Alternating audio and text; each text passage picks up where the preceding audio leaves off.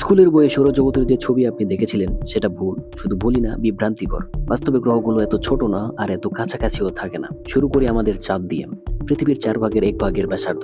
ছবিতে এমন দেখালো, বাস্তবে চাঁদ ঠিক এত দূর থেকে পৃথিবীকে প্রদক্ষিণ করে। আর এই 3,84,000 কিলোমিটার দূরত্বে আপনি সৌরজগতের সবকটি গ্রহ ঢুকায় ফেলতে পারবেন।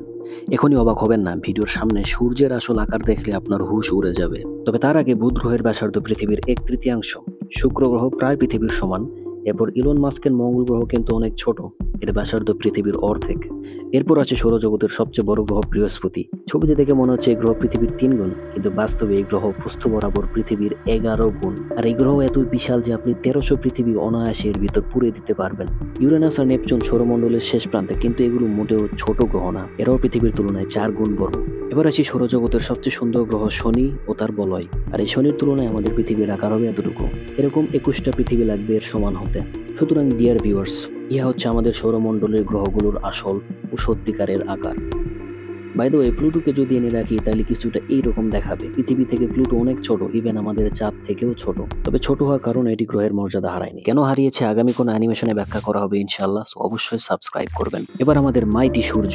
15 কোটি কিলোমিটার থেকে যার রোদ সহ্য হয় না, এই ব্যাটা তাইলে কত বড়! এর আগে দেখলেন 11 পৃথিবী সমান বৃহস্পতি, 21 পৃথিবী সমান শনি। এবার 100টি পৃথিবী পাশাপাশি রাখলে সূর্যের সমান হবে।